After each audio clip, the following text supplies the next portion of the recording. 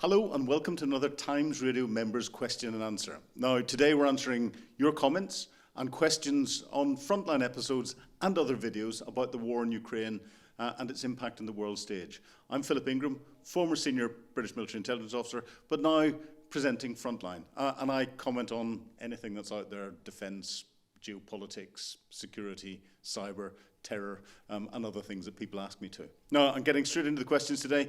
First one comes from Nick. And you said it's always good to hear from Yuri. That wasn't one of my interviews, but good that you're watching all of them, Nick. You've got a very minor quibble with one thing he said. He said that Ukraine only targets military Russian assets or Russian military assets. Also, civilian infrastructure that supports military operations, such as the Kerch bridge. Ukraine targets not just things that are green, grey, or other military colours that have got military markings on them. You have to remember that there's an awful lot of civilian infrastructure that is used to support military operations. And Ukraine is targeting that civilian infrastructure across Russia. And if Yuri did say that Ukraine only targets military Russian assets, I think when it comes to his definition of assets, he was probably being loose with his language and didn't take into account, or in his mind was taking into account, the fact that anything that can support military activity is a legitimate target under international law. Hence why we've seen railway bridges attacked, hence why we saw the attack on the Kerch bridge. As well as the audacious drone attack against the Russian Tu-95 and Tu-22 bombers and the A-50 early warning and command and control aircraft. But I think this is a linguistic issue rather than one of substance. But Nick, always great to hear from you. Marty comes in and says, surely Putin has no inherent interest in actual peace unless he controls the territory of Ukraine as well. That would give him some pause to regroup and rebuild for the next attack against neighbours. And you're talking here about the ceasefire proposals. And yes, 100%, he would take any pause to regroup and rebuild and try and prepare for another attack. It's quite clear out of Putin's language and what he has put on the table as his conditions for any form of ceasefire, that he's got no interest in real peace. He knows that what he's asking for is completely unacceptable to the Ukrainians. To be given the territory that he has failed to capture in 3 years and just hand it over and let him have it, Ukrainians could never do that. To recognise Crimea as Russian, you could never do that. Not the Ukrainians not to rearm. Well, that's ridiculous, whilst the Russians are rearming. So he knows that.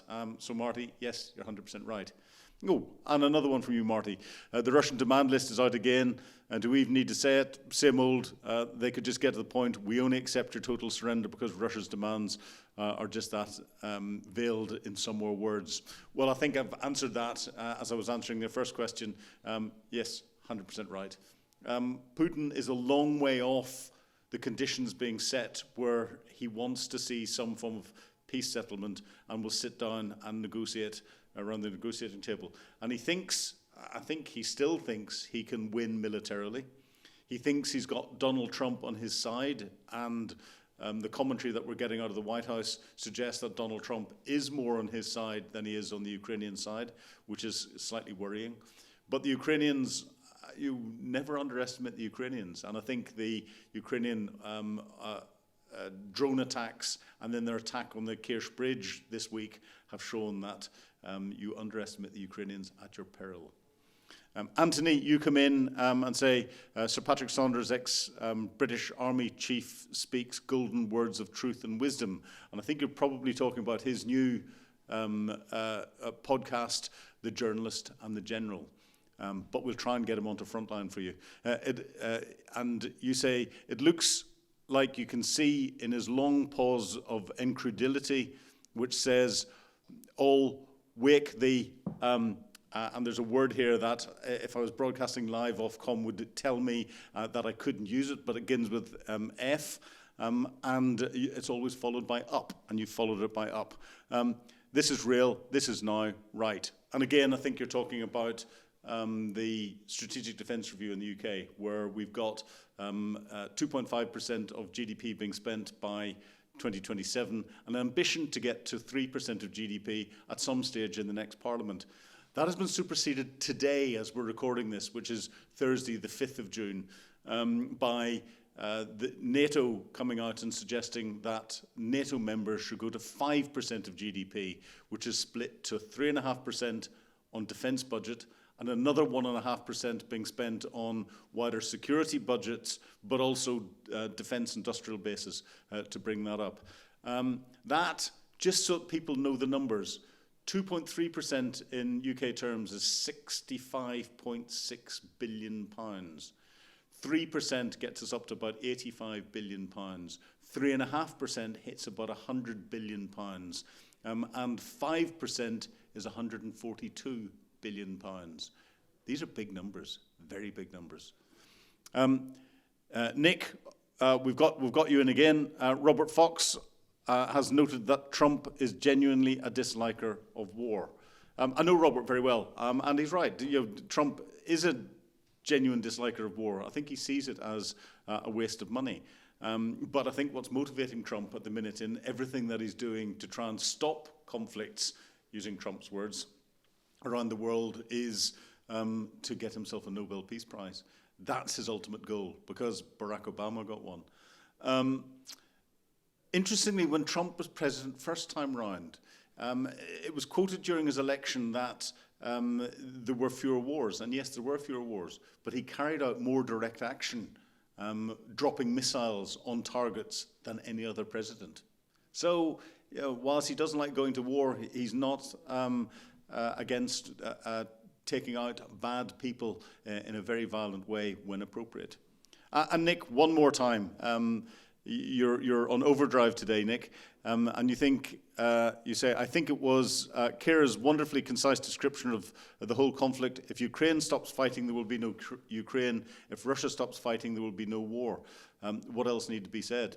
You've summed it up perfectly. And my good friend Cormac Smith, who I record a podcast with every Sunday, and we'll probably get on Frontline at some stage. This is something that he comes out with. It is something that is ingrained in all Ukrainians. If the Ukrainians stop fighting, Ukraine is gone. If Russia stops fighting, we've got peace. Astro, you come in. Come on, Astro, give us your name so I can introduce you properly. You say Putin shouldn't have used his MAD deterrent aircraft, and that's mutually assured destruction deterrent aircraft, to attack civilian targets. He wears them out and makes them unpopular. Putin will need longer table after this blunder. Is nuclear the British pronunciation? I think you're talking about a mispronunciation in one or two of the different podcasts that are out there. I think when people come in, especially when I come in with a regional accent and I'm from Northern Ireland and I start talking about nuclear, it can come out in various different ways. So I wouldn't read too much into that. Putin, you say Putin shouldn't have used his mutually assured destruction deterrent aircraft. He did not use the aircraft that are allocated to his nuclear forces. The Tu-95 and the Tu-22 fire or can carry the Kh-101, which is the Russian cruise missile, or the Kh-47M2, which is the Kinzhal, their hypersonic missile. Both those missiles can have nuclear warheads or conventional warheads. The targets the Ukrainians attacked were the Tupolev-95 and the Tupolev-22 air bases, where the aircraft carry conventional warheads. Their nuclear forces are kept separately. I've heard people turn around and say that the only reason why the Russians park their aircraft outside in nice, neat little rows is because of the START treaty. We have to remember Russia withdrew from the START treaty in February 2023. So, there's a lot of disinformation around about the Ukrainian drone attack against those aircraft. The Ukrainians did not attack Russian nuclear forces. Those squadrons that are allocated to nuclear forces train. They're together. They've got special requirements for storage of weapons and all the rest of it. And yes, it's the same type of aircraft. Yes, it's the same type of missile that they carry, but they do keep their squadrons very separate indeed. AJ, you come in and say every time Ukraine provokes terror attacks, Ukrainians get tenfold back. This guy doesn't mention this, probably don't care. Ukrainian provoked terror attacks. Ukraine isn't carrying out terror attacks. The attacks against the Russian airfields, they were legitimate military targets. The attacks against the Kerch bridge, it's a legitimate military target. The attacks against the railway lines and the railway bridges are legitimate military targets. The Russians are using all of those either to support their activities in the front line or to attack targets inside Ukraine.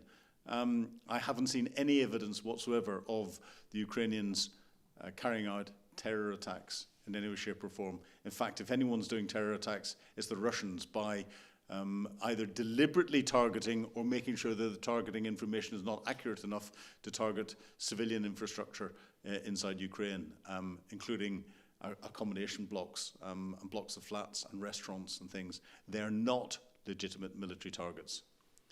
Deborah, you come in and talk about Colonel Hamish, Hamish to Bretton Gordon, who's a good friend.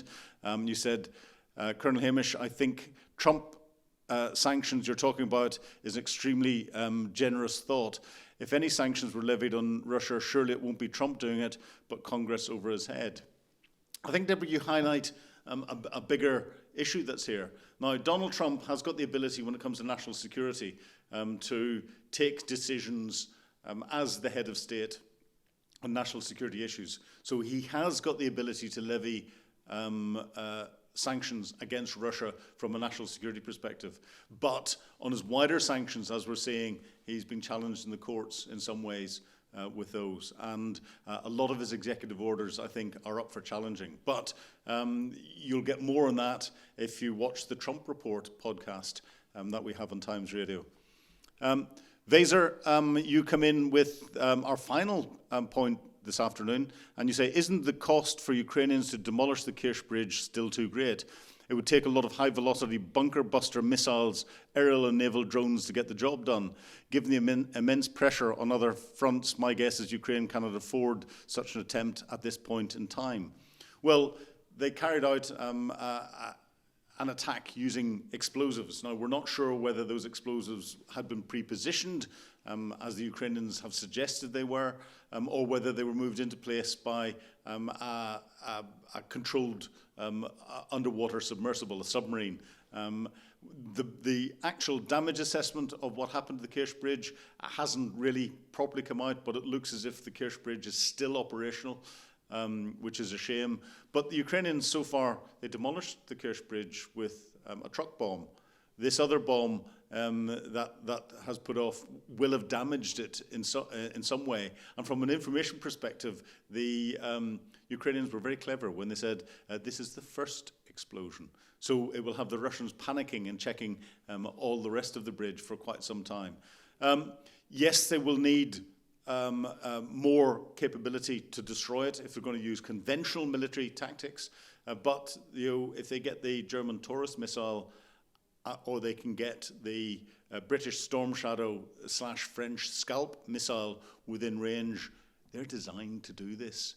So let's watch out and see what happens in the coming weeks. But thanks for watching this week's question and answer, and thanks for posting your questions and your comments. Remember, if you want access to exclusive videos and have your questions answered, because we do take them from those that are members of Times Radio, sign up for Times Radio membership. Thank you for watching today. Goodbye.